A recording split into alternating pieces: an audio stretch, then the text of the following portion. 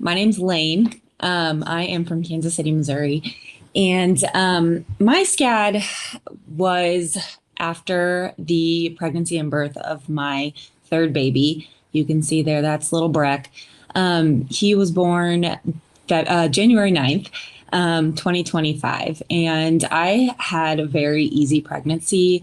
I had easy birth and delivery. So there was no preconceived thought that something could go wrong with me, let alone my heart. My SCAD occurred when he was 6 weeks old. It was actually an interesting morning. It was the first time I took all three of my kids out of the house by myself, which any mom with multiples will know that that's a big undertaking. But it was that morning we were going to school. I was taking my kids to school, and we were going to show the baby to their teachers and friends, and they were so excited. And that picture on the right there actually almost brings tears to my eyes because that is the last photo I have on my phone before our world came crashing down. My daughter holding the baby that morning before we were all getting in the car to go. On to the next one. So while taking them to school, I started to feel an immense pressure in my chest. I can really only describe it as somebody putting their hands around my neck and squeezing. My hands went numb. I felt very sweaty. And I'm thinking this is something that has to do with being recently pregnant and having a baby. I also failed to mention I'm a nurse. I'm a nurse practitioner. I used to work in cardiology. So the irony in all of this is that I know all the signs and symptoms, but I couldn't believe that something like that was happening. So once we get to school, my daughter runs off. My middle son, who was 4 at the time, I took his hand and I said, buddy, we need to go to the school nurse. I'm not feeling too well. And thank God for that school nurse because she took one look at me and said something's going on. And she called an ambulance. So I was rushed to the hospital and honestly, I felt pretty good. Everything passed and my troponins were elevated. That was clue number one that something was off. So sent to cath lab, they identified a SCAD. It was small, I guess, at that point, considering what followed later. And honestly, my husband and I thought that this was just going to be a crazy story that we told at the dinner table for, our kids and our grandkids in the future. I was sent home from the hospital a few days later after being, monitored. I felt really good. And honestly, I wasn't that affected by it. It was just kind of wild to me. But that night that I got home from the hospital, I had only been home about 12 hours. That's when everything completely changed. I was breastfeeding my baby and it was about 4 a.m.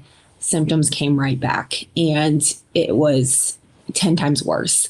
I knew it was something bad. So I think I literally just kind of tossed the baby at my husband and said, well, it's happening again. I'm calling 911. I'm putting my shoes on. I am like in the phone telling paramedics that I am having a heart attack. I met them at the door. They hooked me up to an EKG. I could see ST elevation. I told them, we got to get there fast. I was honestly an autopilot. So we got there. Everything over the next several minutes, several 30 minutes, an hour, I'm not sure until they got me to the cath lab, was such a blur. But the last memory, the solid memory I have of that moment was a doctor standing over me in the cath lab, looking down at me, saying, it's really bad. We need to do open heart surgery. I remember looking in his eyes and saying, I am absolutely terrified. And that's all I remember until I woke up in the ICU. So my initial SCAD had progressed and pretty much wiped out the whole left side of my heart, the arteries. I was in cardiogenic shock and they had to do triple bypass. They inserted an Impella heart pump in order to hopefully provide blood to all my organs and hopefully preserve my heart so that I didn't need a transplant. Luckily, I didn't. At that time, I somehow, my heart function went up And next thing I know, I'm waking up in the ICU. There's a tube down my throat, and I realize my hands are tied down. And in my nursing mind, the first thought was, okay, something big happened and I'm being a pain and I'm pulling at all my lines, because that's why you put restraints on people in the ICU. But, things started to come together after that, and I was able to sort of piece together what had happened. And it was absolutely terrifying. This story could go on, but I just want to highlight some parts of my recovery, because I think, the actual event, as scary and difficult as it was, it's been about 15 months since my SCAD, and it has been 15 months full of hard work, both physically and mentally. Before my SCAD, I was a distance runner. I played tennis in college, very active, very healthy. This was out of left field. And in a matter of seconds, that was all ripped away from me. I see a therapist every single week. I talk to her about everything. I've been diagnosed with post-traumatic stress disorder. I have been put on medications to help me with that, and they have really helped. So I don't mind talking about it with patients, and I want patients to know that there is life after this kind of traumatic event. Move on to some of my photos here. There's my kids. Once I was out of the ICU, my kids were able to come visit me finally. I did not want them to see me in the ICU. That is a scary place. And I was finally able to, give them hugs. And it was a moment when I started to realize, okay, I'm gonna make it through this, and I can live. So my final slide here, just some things I've done in the last year. Just being able to take my kids to a Royals game. We participated in a SCAD walk. Well, not a SCAD, a heart walk in Kansas City, but the hospital I was treated at created a group that was in honor of SCAD. So we did that. And then, of course, my baby's first birthday, we had to highlight everything. So he was our little heartbreaker, turning 1.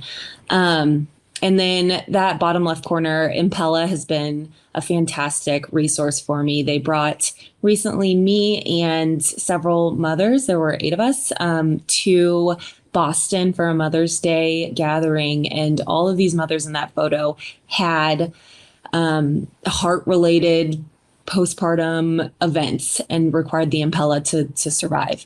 There were a couple SCAD patients. One I know is actually listening right now, so shout out to my SCAD girl. And we all just bonded so immensely. So I actually wrote out kind of what I want to finish saying, because it's a little emotional, but I think it really hits home. So I was recently invited to a gathering of mothers who required the Impella heart pump due to pregnancy and postpartum associated cardiac events. While there, I was interviewed about my SCAD and was asked to finish the interview with the sentence, "To my baby, I want you to know." All of us, of course, are crying during this, but I'm going to repeat that now because it puts absolutely everything into perspective. "To my baby, Breck, I want you to know that I don't regret a single moment of what I've been through. I love you so much, you and your siblings, and you are the part of my story that gives me such strength and hope. I would relive every moment of pain and fear to give you life and to witness you and your siblings grow up." So I will just end with that. I'm grateful to be here, and I'm honored to share my story. And hopefully it resonates with some patients. So thank you.